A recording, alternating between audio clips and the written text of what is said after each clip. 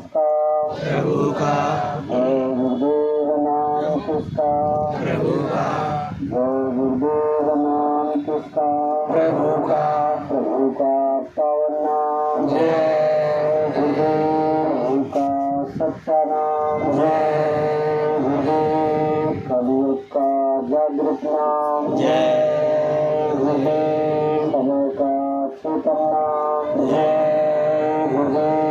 बाबा जी का कहना है शाकाहारी रहना है, तन मन करता कौन खराब, खाने से होगी भलाई, रोटी सब्जी दूध मलाई, हिंदू मुस्लिम सिख ईसाई, शाकाहारी हो जाओ भाई। बाबा जी की अर्जी है, आगे आपकी मर्जी है। प्रेम से बोलिए जय गुरुदेव।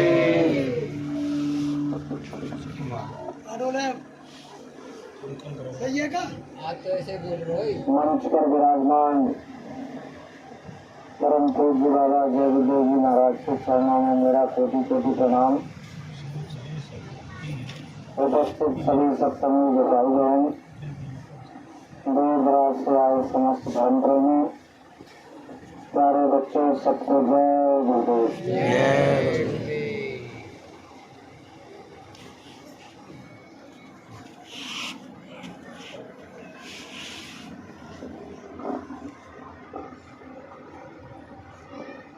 ये जय गुरुदेव नाम की ध्वनि आप सुन रहे हैं। जय गुरुदेव नाम बाबा जी के बताए अनुसार न मेरा है न आपका, न किसी पेड़ पौधे पशु पक्षी जानवर का। ये नाम उस परमपिता परमात्मा प्रभु का नाम है, जो सबका सृजनहार है, जो सबको पैदा करने वाला है, जो संसार का संसार है, देवों का देव है, गुरुओं का गुरु है। उस महाप्रभु का नाम बाबा जी गुरुदेव जी महाराज ने जय गुरुदेव बताया। बाबा जी गुरुदेव जी महाराज, उनका आश्रम मथुरा में आगरा दिल्ली बाईपास पर बना हुआ है। 10 जुलाई 1952 से स्वामी जी महाराज ने इस नाम का प्रचार प्रसार किया। भारत देश के सभी प्रांतों और जिलों में घूम घूम कर खुले मंच से जय गुरुदेव नाम का प्रचार प्रसार किया और कहा कि तुम भ्रम और शंका में मत रहना, ये नाम उस मालिक का है, उस प्रभु का है, जिसके लिए गोस्वामी जी महाराज रामचरितमानस में कहते हैं, एक अनीय अनाम अनामा अज सच्चिदानंद प्रभु धामा। इस नाम का पूरे भारतवर्ष में मैंने प्रचार किया, इसलिए लोग मुझे बाबा जय गुरुदेव कहते हैं। प्रेमी भाई बहनों, बाबा जय गुरुदेव जी महाराज की जो शिक्षा है और उस शिक्षा को ग्रहण करने के लिए मथुरा का सबसे बड़ा विद्यालय है, जो जय गुरुदेव धर्म प्रचारक संस्था के नाम से जाना जाता है। उसी विद्यालय के हम आप सभी विद्यार्थी हैं। बाबा जय गुरुदेव जी महाराज के पास जब हम लोग गए थे तो शुरुआती दौर में किसी ने भी बताया, सबसे बड़ी बात प्रेमियों के द्वारा सुनने को मिली कि मथुरा में बाबा जय गुरुदेव रहते हैं, उनका फ्री मंच से बिना किसी भेदभाव के भगवान के भजन करने का सच्चा रास्ता बताया जाता है, जिसमें किसी भी तरह की कोई मिलावटी नहीं। प्रेमी भाई बहनों, भगवान की बात और भजन की बात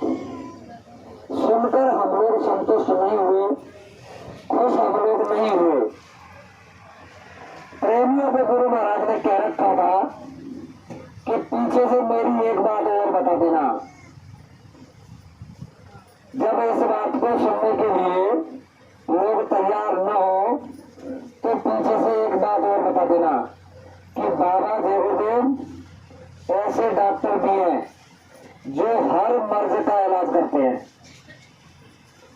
किसी को कोई हारी बीमारी परेशानी दुख तकलीफ, वर्षों से बिगड़ा हुआ कोर्ट कचहरी का केस, और भी वर्षों से जो काम बन नहीं रहा है, ऐसे कामों में भी उनके पास जाने से मदद होती है। तो बड़ा अच्छा लगा कि बाबा जगदेव ये काम भी करते हैं। बोले हाँ ये काम भी करते हैं, तब तो हम भी चलेंगे। तो प्रेमी भाई बहनों, इस तरीके से पुराने प्रेमियों ने बाबा जगदेव के संदेश में ये बातें बताई। तो भजन के रास्ते तो गुरु महाराज के मुखारबिंद से भी आपने सुना होगा कि मेरे पास कोई नहीं आया, और इसका प्रमाण भी बाबा जगदेव मंच से देते हैं कि सबके सब नाकारा। अगर हम लोग कुछ किए होते तो वो नाकारा नहीं बोलते। दूसरी बात, परिवर्तन परिवर्तन परिवर्तन। हम आप सभी लोग चिल्ला रहे हैं, वर्षों से चिल्लाते चले आ रहे हैं। बाबा जय गुरुदेव जी महाराज कह रहे हैं कि मुझे अगर 5 मिल गए होते तो मैं क्या कर देता? परिवर्तन कर देता। मेरा मानना ये है कि सैकड़ों की संख्या में इस छोटे से आश्रम के प्रेमी बैठे हुए हैं, जिसमें काफी पुराने भी प्रेमी हैं, और गुरु महाराज कह रहे हैं कि मुझे 5 नहीं मिले। अगर 5 मिल गए होते तो परिवर्तन कर देता। तो प्रेमी भाई बहनों, कुछ विचार करने का विषय है, कुछ समझने का विषय है। बाबा जय गुरुदेव जी महाराज हमारे आपकी खातिर कुल मालिक पूर्ण नहीं परमपिता परमात्मा हमसे पहले जितने भी बड़े बड़े जो राष्ट्रीय स्तर के वक्ता थे, स्वामी जी महाराज के आदेश में इधर आते थे आपके भरतपुर जयपुर में। तो उस समय उनका यही संदेश था। बाबा जय गुरुदेव उस परमपिता परमात्मा से मिलने का, भगवान के भजन करने का सरल और सीधा रास्ता बताते हैं। मथुरा में जिसके 3 कार्यक्रम होते हैं, गुरु पूर्णिमा, अगस्त 10वें भंडारा और होली। प्रेमी भाई बहनों, कुछ समय पहले एक कार्यक्रम और होता था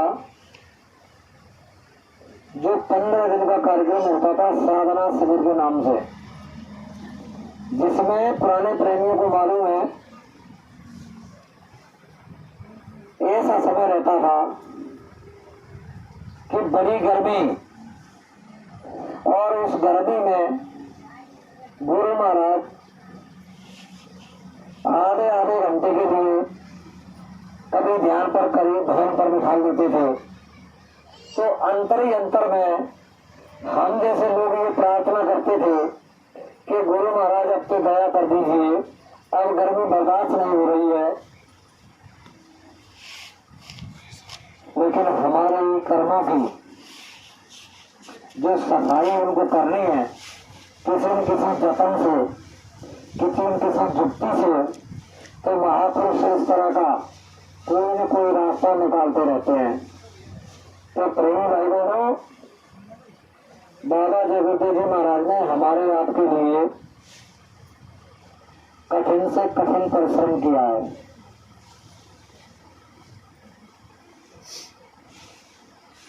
जन्मान जन्मों से हमारे आपके अंदर रह रही चेतन जीवात्मा और इस काल माया के देश में आकर फंस गई, उलझ गई। तो उसके जतन के लिए बाबा जी ने बड़ी मेहनत की है, और बाबा जी ने अपनी दया कृपा से सबको, जितने भी लोग बाबा जय गुरुदेव जी महाराज से गुरु मंत्र दीक्षा नामदान ले चुके हैं, हमारी आपकी कोई ताकत नहीं है कि हम कुछ प्राप्त कर सकें, अपने बुद्धि विवेक के बल पर स्वामी जी महाराज ने दया करके उसका अनुभव कराया, जिससे लोग ये प्रमाण दें कि ये रास्ता सच्चा है, सीधा है और अच्छा है। सिमरन में आनंद की अनुभूति कराई, ध्यान में कुछ दिखाया और भजन में कुछ सुनाया अपने पावर से। नामदान देने के बाद शुरुआती दौर में स्वामी जी महाराज एक आसन से बैठकर 15 मिनट का समय मांगते थे कि जो माला का जो स्मरण का समय है वो 15 मिनट का स्मरण है और 15 मिनट का समय हमको आप दे दीजिए।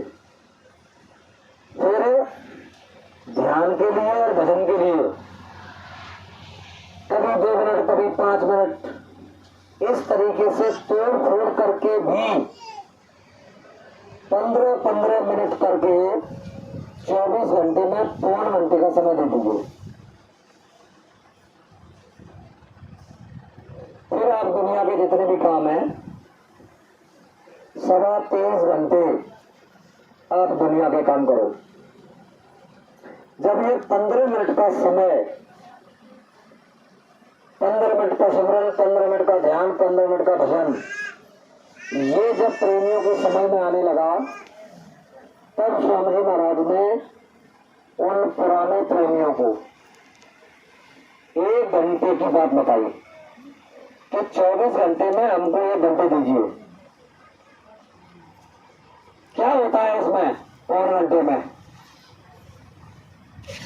जब वो 1 घंटे का समय समझ में आया तो स्वामी जी महाराज ने देखा कि अब ये बच्चे बर्दाश्त करने लगे हैं, समय देने लगे हैं, तो वो कहने लगे कि देखो 1 घंटे से कुछ नहीं होता, तो मैं 1 घंटे सवेरे और 1 घंटे शाम को 24 घंटे में कम से कम 2 घंटे देने चाहिए। जब बाबा जी के संदेश को सुनने लगे, बर्दाश्त करने लगे, साधन भजन पर बैठने लगे, वो साधन भजन की क्रिया समझ में आने लगी, तब स्वामी जी महाराज कह रहे हैं कि बच्चा अब तुम देखो, ये परमार्थ वचन संग्रह किताब है 9 पुस्तकों से बनी है, छोटी छोटी 9 पुस्तकें उसमें है, और जो 9वीं पुस्तक है वो है हम गुरु को कितना मानते हैं। उसमें स्वामी जी महाराज कह रहे हैं कि अब तुम्हें अगर कुछ प्राप्त करना है तो 3-3 घंटे का समय दो, और अपनी बात भी करते हैं। मैंने अपने गुरु के आदेश में, स्वामी जी महाराज के आदेश में कितने घंटे का समय दिया है? 18। देखिए 18 घंटे का प्रमाण दे रहे हैं स्वामी जी, लेकिन हमारे कहने के भी सब समझते हैं ये समय हम लोग दे नहीं सकते, उन्होंने इसलिए अपना प्रमाण दिया। तो प्रेमी भाई बहनों, बाबा जी कह रहे हैं कि ये कलकाल का जो समय है वो सबसे अच्छा समय है, कम समय में ज्यादा लाभ प्राप्त किया जा सकता है, लेकिन कब? जब हम संतमत की दृष्टि से चलेंगे तब। बाबा जी की मोटी शिक्षा, मेरे पास आने वाला बच्चा पहले अपना खेती, दुकान, दफ्तर, मजदूरी, नौकरी ईमानदारी मेहनत से करे। क्या लगा दिया? ईमानदारी और मेहनत, दोनों चीज। जब इन दोनों चीजों पर आदमी खरा उतरता है तो भगवान की दया जिसको कहते हैं बरकत, वो उसके पास आना शुरू हो जाती है। तो स्वामी जी कह रहे हैं कि सुबह से शाम तक जो भी अपना काम है, खेती का, दुकान का, दफ्तर का, मजदूरी का, नौकरी का, इसे करो। शाम को घर लौटो, बाल बच्चों की देखभाल, माँ बाप की सेवा और आय व्यय का यथाशक्ति सत्कार। फिर सोने के समय में से समय निकाल करके अपनी आत्मा के कल्याण के लिए, मुक्ति और मोक्ष के लिए जो रास्ता बताया गया है, सुबह शाम समय निकाल करके और साधन भजन में दीजिए। इस दुनिया के धन को प्राप्त करने के लिए सुबह से शाम तक कठोर से कठोर परिश्रम किया जाता है, कठिन मेहनत की जाती है और चोटी का पसीना तलवे तले निकल जाता है, तब इस भौतिक जगत की मजदूरी जिसकी जैसी मेहनत है उसके हिसाब से मिल जाती है। किसी को 300 रुपये मिलती है, किसी को 400 मिलती है, किसी को 500 मिलती है, और कोई दिमाग से काम लेता है तो वो 1000-2000 भी कमाता है। इस भौतिक जगत की मजदूरी है। शरीर से इस मेहनत को किया जाता है। अब जो अध्यात्म जगत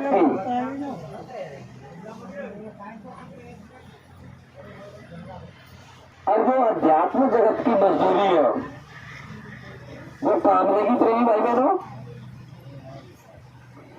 इस दुनिया के काम को करते हुए जैसा गुरु महाराज ने बताया, और फिर उसके बाद हम लोग शाम को बैठकर मेहनत करेंगे, तब वो आत्म धन मिलेगा, जिसे परमार्थी धन कहते हैं। इस लौकिक जगत का जो धन तुमने प्राप्त किया है वो एक न एक दिन किसी दूसरे के काम आएगा।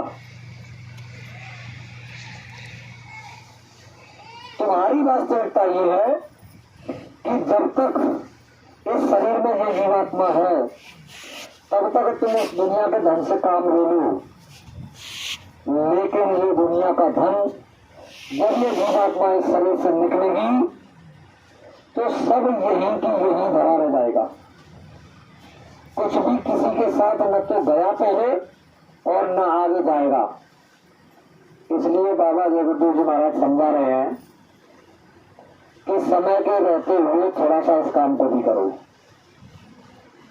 इसके लिए 4 चीजों की विशेष आवश्यकता होती है। पहला सत्संग, दूसरा दर्शन, तीसरा सेवा और चौथा भजन। प्रिय भाई बहनों, ये 4 चीजें हैं जिसमें सत्संग, दर्शन, ये दोनों चीजें इस समय मिलने से रही।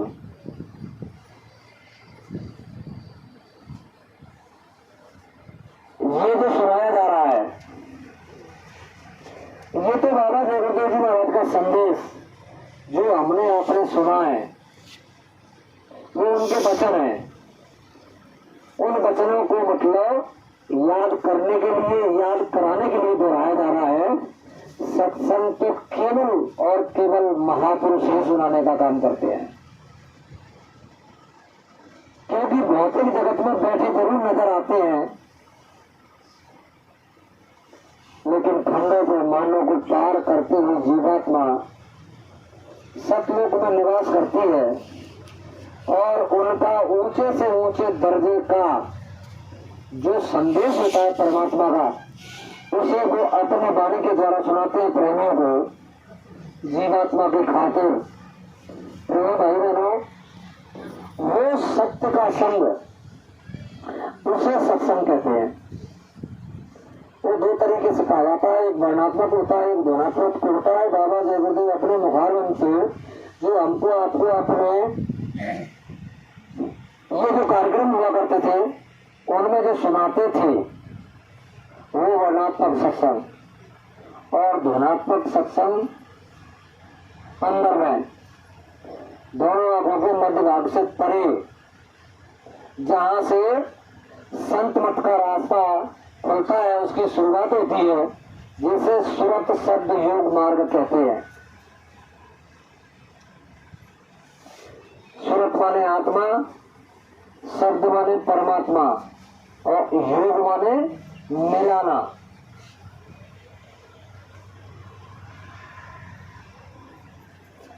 आत्मा से परमात्मा के मिलने का जतन। और प्रेम भाई बहनों, समझ में आ जाए तो बहुत सरल, और समझ में नहीं आए तो बहुत कठिन।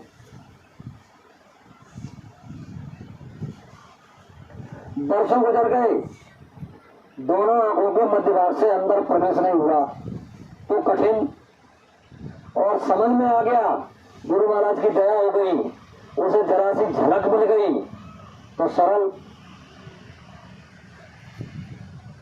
कहने का मतलब ये है,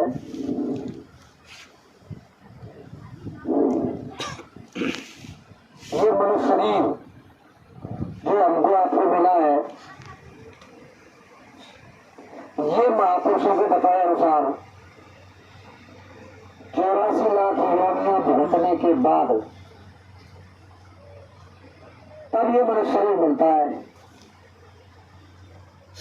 और इस मनुष्य शरीर की बड़ी महिमा सभी महापुरुषों ने गाई है।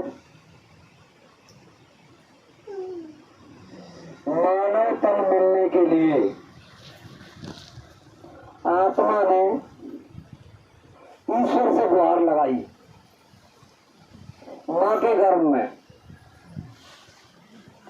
बाबा जगदीश जी महाराज ने बताया कि मां के गर्भ में बच्चा होता है, 5 महीने 10 दिन के बाद उसमें जीवात्मा डाल दी जाती है और बच्चा फड़कने लगता है, मां को एहसास होने लगता है। जिस दिन से जीवात्मा उस अक्ष खोल जो बच्चे का बनकर तैयार हो जाता है, जैसे ही जीवात्मा उसमें डाली जाती है उसी दिन से, और जो त्रिलोकी का स्वामी है जिसको ईश्वर और भगवान कहते हैं, उससे हर पल हर क्षण बराबर उसका दर्शन दीदार करती रहती है और एक पल के लिए अलग नहीं होती। तब ईश्वर उसे जन्मान जन्मों की रील उसे वह दिखाता है। उसकी चेतन जीवात्मा की चेतन आंख उसे अंदर देखती है। बताइए परमात्मा ने कैसा सिस्टम उसका बनाया है। जैसे हम आप घर में टीवी देखते हैं और टीवी में मैं फोटो के, मैं चेहरे के, हाथ पैर के चलचित्र जो दिखाई देते हैं, बोलता हुआ, चलता हुआ, हाथ हिलाता हुआ, मुंह हिलाता हुआ दिखाई देता है, ठीक इसी तरीके से महापुरुष कहते हैं कि उससे भी बहुत अच्छा मां के गर्भ में और ईश्वर का दर्शन जीव करता है। जब उस समय जन्मान जन्मों की रील को देखता है कि मैंने किस जन्म में क्या किया, फिर उसके बाद दूसरा जन्म मिला तो मैं कहां गया, क्या क्या कर्म मैंने दूसरे जन्म में किए तो उसके बाद मैं कहां गया। अब ये बारी 84 भुगतने के बाद मानव तन की आई तो बताइए 83,99,999 योनियों का वर्णन उसमें बताया जाएगा। कितना समय लगेगा प्रेमी भाई बहनों, लेकिन वो भगवान की लीला बड़ी विचित्र है। उसमें उसने अनुभव कराया, दिखाया, बताया, समझाया, चेताया, जीव जगा कि बताइए किस जन्म में मैंने क्या क्या किया, उसका क्या क्या कर्म फल मैंने भोगा। तब वो प्रार्थना करता है, तब वो निवेदन करता है, अब प्रभु कृपा करो यही भांति और सब तज भजन करो दिन राती। मैं सब कुछ छोड़ करके तुम्हारा ही भजन करूंगा, लेकिन मुझे एक बार मानव तन मनुष्य शरीर मृत रूप में और दे दीजिए। प्रेमी भाई बहनों, ये वही वरदान है जो मानव तन मनुष्य शरीर मिल गया है। और उच्च कोट की शिक्षा बाबा जगदीश जी महाराज की सन 86 का काफला निकला था 90 दिन का। उसमें बाबा जगदीश जी महाराज ने काफले में साथ चलने वाले बच्चे, बच्ची, स्त्री, पुरुष सबको अद्भुत चीज एक दे रखी थी, एक पुड़िया, और उनके गले में लटका दी उन्होंने। वो पुड़िया पाएगी थी आदेश की कोई भी ज्ञानी विज्ञानी बुद्धिमान अपने आप को समझता हो, डॉक्टर इंजीनियर वकील, वो मेरे काफले में चलने वाले किसी भी बच्चे से कोई भी प्रश्न कर दे और उसके प्रश्न का जवाब मेरा बच्चा देगा। ये बाकायदा उसमें बोर्ड लगे थे। जब बोर्डों को लोगों ने पढ़ा कि बाबा जी ने इतनी बात, बड़ी बात इसमें लिखवा दी है, चलो हम लोग देखते हैं, हम परीक्षा करते हैं, हम इनसे पूछते हैं। लोगों ने पूछा और उसका जवाब दिया। नहीं भाई लोग, किसने जवाब दिया? वो आदमी की ताकत नहीं थी। आप सबके अंदर मोबाइल है और मोबाइल में सिम न हो तो फिर वो न तो टावर पकड़ेगी, ना फोन लगे, उसका कनेक्शन मिलेगा नहीं, बात होगी नहीं। और उसमें सिम डल जाए तो फिर बात हो जाती है। हो जाती है। तो वही सिम थी बचन की। बुजुर्ग को बराबर पता चलता था कि किस व्यक्ति ने कौन सा प्रश्न किया है। कारवा काफले में एक बच्ची ने साइकिल का सुना कि जो बच्चे साइकिल से कारवा काफला करेंगे उनके मन की मुराद 1 महीने के अंदर पूरी हो जाएगी। आपके उत्तर प्रदेश में अभी कुछ लोग गए थे बहराइच, अपने टाट दादी जी हैं उधर के नर्दन सिंह जी, उनके यहाँ साकार प्रचार रैली निकली थी, कार्यक्रम हुए थे। अपने भाई साहब भी वहीं से लौट रहे हैं उसी कार्यक्रम से। और देखिए ये बहुत मेहनत करते हैं, सब जगह जाते हैं। इनका जय गुरुदेव चैनल के नाम से एक चैनल भी है, तो हमको आपको सबको इनकी मदद करनी चाहिए। चैनल को क्या कहते हैं, सब्सक्राइब कहते हैं, उसको करना चाहिए, इनसे जुड़ना चाहिए और देखना चाहिए। जगह जगह की जानकारी मिल जाएगी। बच्ची ने मन में संकल्प लिया कि मेरी भी एक इच्छा है, मेरी भी एक मुराद है और गुरु महाराज मेरी ये मुराद पूरी कर दें तो बड़ी कृपा होगी। उसने अपने माताजी पिताजी से कहा कि मेरे लिए साइकिल चाहिए। बोले किस लिए? कि गुरु महाराज का आदेश हुआ है कि साइकिल से जो काफिला करेगा उसकी मुराद एक पूरी होगी। तो बेटा तेरी कौन सी मुराद है? हमारे घर में तो किसी बात की कोई कमी नहीं है, गुरु महाराज की दया से सब कुछ है। कि मेरी ये दुनिया की मुराद नहीं है, मैं कुछ और चाहती हूँ गुरु महाराज से, इसलिए मैं साइकिल से काफिला करना चाहती हूँ। पिताजी माताजी सत्संगी थे, समझ गए बच्चे की बात को, उसके लिए साइकिल खरीद करके दे दी। बच्चे ने साइकिल से काफिला किया। बहराइच में कार्यक्रम हुआ स्वामी जी महाराज का। दिन 16-17 हो गए थे, आधे से ज्यादा दिन निकल गए हैं और गुरु महाराज ने कहा था मतलब कि 1 महीने के अंदर और बरात पूरी हो जाएगी। बच्ची एक खम्भे के सहारे और गुरु महाराज का संदेश सुनने के लिए बैठ गई और उसी समय गुरु महाराज से ये प्रार्थना कर रही थी कि 16-17 दिन बीत गए हैं और हुजूर आधे से ज्यादा समय निकल गया है। मैं जो इच्छा लेकर के आई थी तो मेरी इच्छा तो पूरी अभी तक हुई नहीं। स्वामी जी महाराज ने थोड़े समय के लिए ध्यान पर प्रेमियों को बिठाला, बस मालिक ने दया कर दी और उसकी सूरत दोनों आंखों के मध्य भाग से अंदर चली गई। अब अंदर में क्या नजारा देख रही है बच्ची कि जो भी काफिला गुरु महाराज के साथ चल रहा है वो सब ऊपर में चल रहा है साइकिल वाले भी चल रहे हैं, मोटरसाइकिल वाले भी चल रहे हैं, कार वाले भी चल रहे हैं, ट्रैक्टर वाले भी चल रहे हैं, लेकिन एक विचित्र जलवा और वो बच्ची अंदर में देख रही है गुरु महाराज का। वो क्या था कि जितने वाहन वाले थे सबकी ड्राइविंग खुद स्वामी जी महाराज कर रहे हैं। जय गुरुदेव। हर साइकिल वाले के साथ गुरु महाराज, हर मोटरसाइकिल वाले के साथ गुरु महाराज, हर कार वाले के साथ गुरु महाराज। ड्राइविंग प्रत्येक वाहन की बाबा जय गुरुदेव जी महाराज कर रहे हैं। बच्ची अंदर का जलवा देख रही है।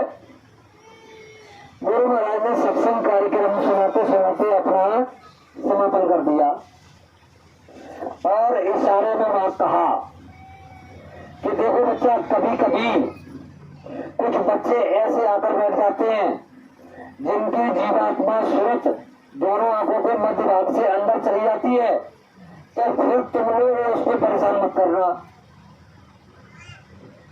और इससे पहले भी कई एक बार स्वामी महाराज ने ये मिसाल दी है कि जब अपने घर में कोई भजन कर रहा हो और वो अपने समय से रोज उठता हो, रोज साधन भजन पर बैठता हो, उससे ज्यादा समय अगर ले लिया है तो थोड़ा वेट करना चाहिए, इंतजार करना चाहिए, देखना चाहिए, उसको डिस्टर्ब नहीं करना चाहिए। अगर ऐसा लगे कि आज तो बहुत ज्यादा समय हो गया, ये उठ नहीं रहे हैं, तो उसकी एक कानून है, एक नियम है, एक युक्ति है कि उसके पास जाकर के और जय गुरुदेव नाम प्रभु का, जय गुरुदेव नाम प्रभु का, जय गुरुदेव नाम प्रभु का बोलना चाहिए। इतने में अगर उसकी सूरत नीचे आ जाती है शरीर में तब तो अच्छी बात। फिर भी ऐसा लगे कि कुछ और गड़बड़ तो नहीं है, कहीं शरीर छूट तो नहीं गया है, ये व्यक्ति मर तो नहीं गया है, तब ऐसी स्थिति में बताया है कि कान में जय गुरुदेव नाम प्रभु का 10 बार बोलना चाहिए, दाहिने कान में। बच्ची के साथ भी यही हुआ कि सभी प्रेमी उठकर चले गए अपने अपने वाहनों के पास। और सत्संग कार्यक्रम के बाद तो भंडारे की पड़ती है ना? सही है। भाई सभी प्रेमियों को भोजन की पड़ती है। इसके विषय में भी स्वामी जी महाराज ने बहुत कुछ कहा है। अधिकांश लोग अपनी भोजन व्यवस्था में चले गए, कुछ जिम्मेदार लोग रह जाते हैं। जो टेंट राउटी लगती है उसके जिम्मेदार होते हैं, तो उनकी ये व्यवस्था होती है कि टेंट राउटी खोलना है, सारा साज सामान इकट्ठा करना है। अब उन्होंने देखा कि बच्ची काफी समय से मतलब यहाँ कमरे के सहारे बैठी हुई है, आखिर ये उठेंगे नहीं तो कोई ना कोई कारण है। थोड़ा और वेट किया उन्होंने, देखते रहे। जब उन्होंने देखा कि ज्यादा ही समय हो गया है तो पास में जाकर के और जय गुरुदेव नाम प्रभु का, जय गुरुदेव नाम प्रभु का इस तरीके से उन्होंने बोला। बच्चे की सूरत नीचे नहीं उतर रही है। फिर उन्होंने पास में जाकर के दाहिने कान में जय गुरुदेव नाम प्रभु का बोला, तब भी बच्चे की सूरत नीचे नहीं उतरी।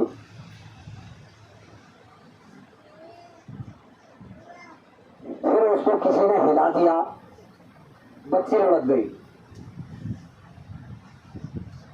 जब बच्ची लुढ़क गई तो तुरंत दौड़ करके स्वामी जी महाराज के पास लोग गए कि हुजूर एक बच्ची है, इस तरीके से खम्भों के सहारे बैठी थी और हम लोगों ने काफी प्रयास किया, जय गुरुदेव नाम प्रभु का, जय गुरुदेव नाम प्रभु का, इस तरीके से हमने पहले खड़े होकर के उसके पास में बोला, फिर दाहिने कान में 10 बार बोला, लेकिन फिर भी नहीं बोली। तो किसी ने उसको हिला दिया और वो गिर गई। तब स्वामी जी महाराज ने कहा कि बच्चा एक काम करो, हमारे पास उठाकर लाओ। तब बच्चे को कुछ जिम्मेदार लोग उठाकर गुरु महाराज की कुटिया में लेकर गए। स्वामी जी महाराज ने सिर ठोका, बच्ची की सूरत नीचे उतर के आई। फिर जो जिम्मेदार लोग थे सबके सामने गुरु महाराज ने पूछा कि बच्चा तुमने क्या देखा? तो पहले तो बच्ची रोती है कि मैं अंदर का नजारा देख रही थी और इन लोगों ने बड़ा डिस्टर्ब मेरे साथ किया है, मुझे बड़ा परेशान किया है। तो इन्हें कोई बात नहीं, स्वामी जी महाराज ने सिर पर तक पटाया और सांत्वना दी। उसके बाद पूछा कि बताओ तुमने क्या देखा। तब उसने बताया कि हुजूर मैं ये देख रही हूँ कि चाहे साइकिल वाले हैं, चाहे मोटरसाइकिल वाले हैं, चाहे कार वाले हैं, सबकी ड्राइविंग आप कर रहे हैं। तो प्रेमी इस दृश्य को सुनकर मतलब कितना हर्षित होंगे।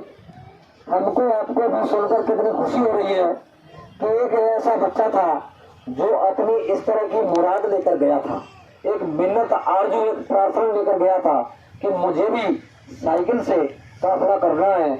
और गुरु महाराज ने कहा कि उसकी एक मुराद पूरी होगी, तो मेरी मुराद ये है कि मैं अंतर में अपने गुरु का दर्शन करना चाहती हूँ। और बाबा जी ने कहा है कि जो साधन भजन करके एक बार अपने कर्म के कर्जे को उतार लेते हैं,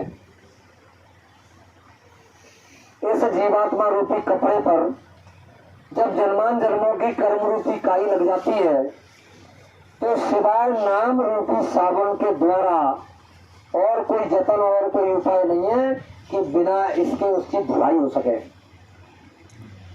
पहला स्मरण, दूसरा ध्यान और तीसरा भजन। ये सहज कब बनता है? कुछ लोग कहते हैं कि चलो प्रचार प्रसार करो और करते रहो प्रचार प्रसार। ये तो साधन भजन में ही जोड़ दिया जाता है। लेकिन प्रेमी भाई बहनों, हम लोगों को तो स्वामी जी महाराज ने कुछ और कहा था। हो सकता है उन्होंने ये बात सुनी हो। हम लोगों से तो ये कहा था कि बच्चा जब तुम लोग दिन भर में सुबह से निकलते हो, शाम तक प्रचार प्रसार करते हो, तो शाम को जब लौट करके आओ तो फिर चाहे भले ही समय थोड़ा ही क्यों दो, लेकिन अपनी साधना में समय जरूर देना चाहिए। क्योंकि वो जोड़ा कहाँ जाता है? जो तुमने दिन भर मेहनत की है उसको जोड़ेंगे कहाँ? जब साधन भजन पर ही नहीं बैठोगे तो वो कहाँ जोड़ेगा? जब तुम साधन भजन पर बैठोगे तब उसमें वो जोड़ दिया जाएगा। तो सिस्टम तो उसका ये है। लेकिन कुछ लोग ऐसे हैं कि बस ये सब प्रचार प्रसार करते रहो और वो तो इसी में जोड़ दिया जाता है। कुछ संगत के अंदर ऐसे भी लोग हैं जो केवल और केवल घूमने की चाहत रखते हैं कि चलो अब की बार मतलब ये भरतपुर घूमने चलते हैं प्रचार प्रसार के बहाने, फिर कहीं जयपुर घूमने चलते हैं, फिर कहीं उधर यूपी में घूमने चलते हैं, फिर मध्य प्रदेश में कौन सी जगह ठीक है।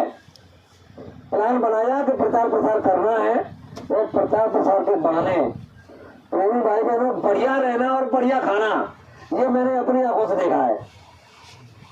इधर हुजूर कह रहे हैं कि रूखी सूखी खाकर ठंडा पानी पियो और देख पराई चिपरी मत ललचावे जी। मथुरा आश्रम के केंद्रीय भंडारे का आपने भजन किया है, आप सभी लोगों ने किया होगा। जब पहले के समय में कम प्रेमी थे, उस समय केवल एक टाइम खिच्चा बनता था और वही भंडारे में बटता था। फिर एक समय ऐसा आया कि स्वामी जी महाराज ने आदेश जारी किए कि देखो संगत हो गई है ज्यादा और अपने अपने प्रांत के जमींदार अपने अपने जिले की व्यवस्था लगाएं। तो पहले प्रांतीय स्तर पर भंडारा चलता था। मथुरा आश्रम पर बड़े बड़े कार्यक्रम होते थे। उन कार्यक्रमों में यानी एक प्रदेश का एक भंडारा, बहुत कम लोग थे उस समय, किसी किसी जिले से इक्का दुक्का ऐसे करके प्रेमी थे, तो एक भंडारा प्रदेश का और उसी में सभी जिलों के जहां जहां से प्रेमी आते थे उसी में जाकर मिलकर बैठकर सब लोग अपना बनाते और खाते थे। फिर जब और भीड़ उमड़ने लगी तब जिले बाई जिले स्वामी जी महाराज ने व्यवस्था करा दी अब अपने जिले में जैसे व्यवस्था आ गई तो फिर तो प्रेम भाई को बढ़िया बनाना, वो बढ़िया खाना, सब्जी भी अच्छी बनेगी, दाल भी अच्छी बनेगी। कुछ लोग तो मतलब अपना घी भी लेके जाते हैं रोटी चुपड़ने के लिए, भंडारे में घी भी तो चाहिए। सही। इधर दादा गुरु जी महाराज के बचनों में आता है घी के लिए कि अगर घी खाओगे तो पेट खराब हो जाएगा, और पेट खराब हो जाएगा तो फिर तन पर और मन पर दोनों पर मोटापा आ जाएगा। संत मत की साधना में कैसा भोजन बताया गया है? बाबा जी के शब्दों में दाल का एक टुकड़ा दिखाई नहीं देना चाहिए। आपके यहाँ के भी कुछ अच्छे लोग मथुरा आश्रम पर गए, उन्होंने भंडारे में खाना खाया होगा, क्या लिया है तुम यार यहाँ? ये पानी पानी, इसमें कहीं दाल दिखाई नहीं दे रही, सब्जी ये पानी पानी, सब्जी का टुकड़ा इसमें दिखाई नहीं दे रहा, रोटी कैसी? मेरे गांव के कुछ लोग गए थे गिरनारी, उसमें मेरा बड़ा भाई भी गया था।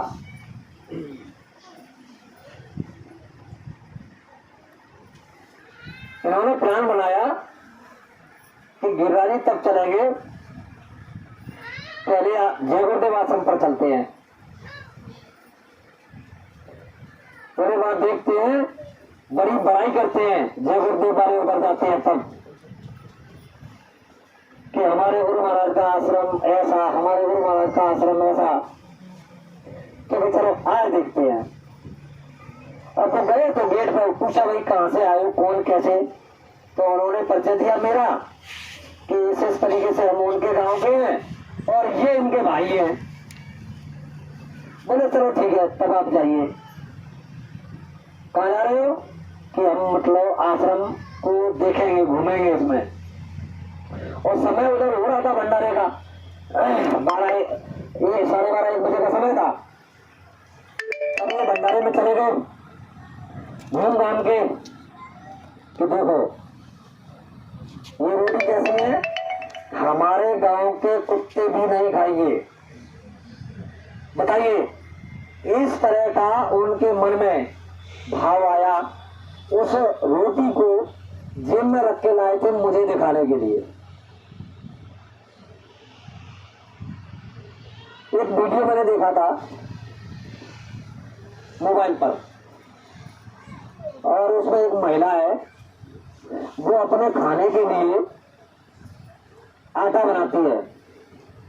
तो उसमें गेहूं लेती है, चना लेती है, बेचर लेती है और मक्का लेती है और ये आपकी जोड़नी लेती है। इस तरीके से वो बनाती है, मतलब 8-10 चीजों का। और फिर वो समझाती है कि देखिए मैं इसको अच्छी तरीके से साफ करती हूँ और इसे पिसवा करके फिर छनवाती रही हूँ, क्योंकि अगर छान लिया जाए तो उसका फाइबर निकल जाता है। उसका जो कवर होता है ना, छिलका, उसमें विटामिन होती है और वो निकल जाता है। हमको भी नहीं मालूम था कि गुरु महाराज भंडारे में ये अनछने की रोटी क्यों बनवाते हैं, क्योंकि वो जानते थे कि ये फाइबर इसमें रहना चाहिए। अब उसकी कीमत, मुझे जो भंडारंगी प्रेमी है, इन्होंने भंडारे की उस दाल और सब्जी और उस रोटी की कीमत को समझा है। तो प्रेमी भाई बहनों, जो साधन भजन ठीक तरीके से करने वाला व्यक्ति है, उसके खान पान पर थोड़ी उसकी निगरानी होनी चाहिए, क्योंकि खान पान ठीक से नहीं होगा तो कभी भी पेट खराब हो जाएगा, और जिस दिन पेट खराब हो गया तो फिर साधन भजन पर ठीक तरीके से बैठा भी नहीं जाएगा। और अगर साधन भजन पर बैठा नहीं जाएगा तो फिर प्रेमी भाई बहनों उस दिन का भजन बनेगा ही नहीं। न तो सुमरन ठीक से होगा, न ध्यान ठीक से होगा, न भजन ठीक से होगा। अब जिस साधन भजन में समय दे करके हम लोग बैठे और अनुभूति कुछ हुई नहीं, तो फिर उसका फायदा क्या हुआ? स्वामी जी महाराज कहते हैं कि चाहे भले ही 2 मिनट 5 मिनट बैठो, लेकिन ठीक तरीके से बैठो। जब तरीके से बैठोगे तब वो तुम्हारी समझ में आएगा। और इसके लिए खान पान पर विशेष जोर स्वामी जी महाराज ने दिया है। दूसरी बात जिससे हम लोग कतराते हैं, वो चीजें क्या है? सेवा। और वो सेवा कोई एक तरह की नहीं है।